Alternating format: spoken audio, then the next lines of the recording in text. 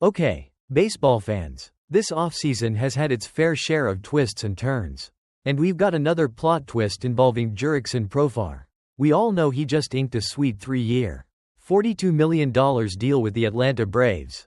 But did you know that the Mets were reportedly eyeing him too?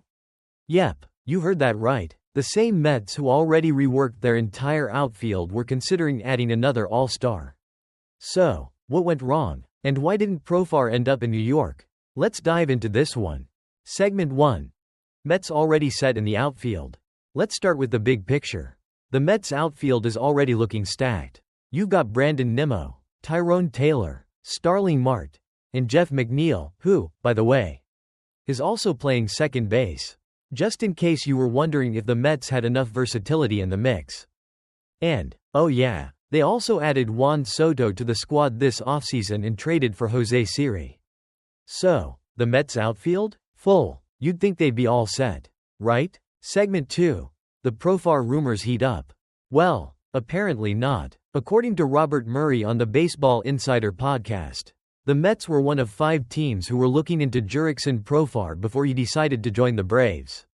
And you know who else was in the mix? The Blue Jays, Astros, Royals, and Padres. But here's the kicker, Profar, coming off his best season ever, was hot property. The guy hit .280, launched 24 home runs, drove in 85 RBIs, and was named to his first All-Star team. Plus, he grabbed his first Silver Slugger. So yeah, I'd say he's been making a lot of noise this offseason. Segment 3. The Mets' confusing fit with Profar.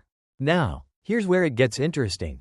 Even with the Mets' crowded outfield, Profar was still reportedly on their radar.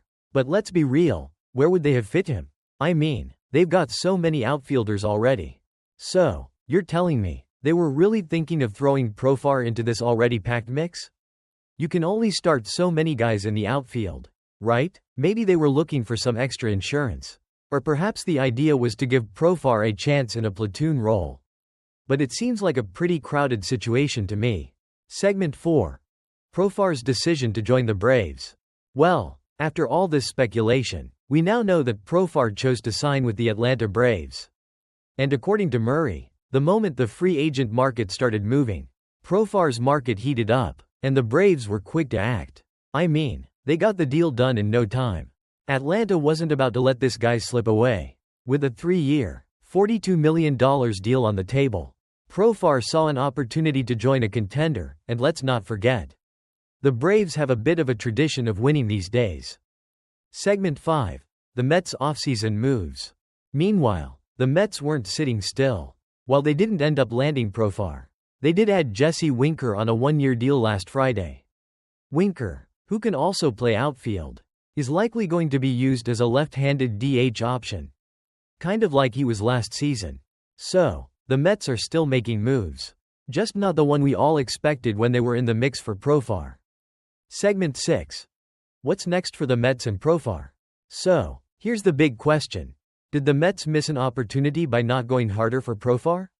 Well, they did just lock in Soto, and it's not like their outfield is lacking for talent. But who knows? Maybe Profar would have been a great addition, one more piece in what's already a pretty stacked lineup. But I think we can agree on one thing. This whole Mets were interested story just makes the offseason even more interesting.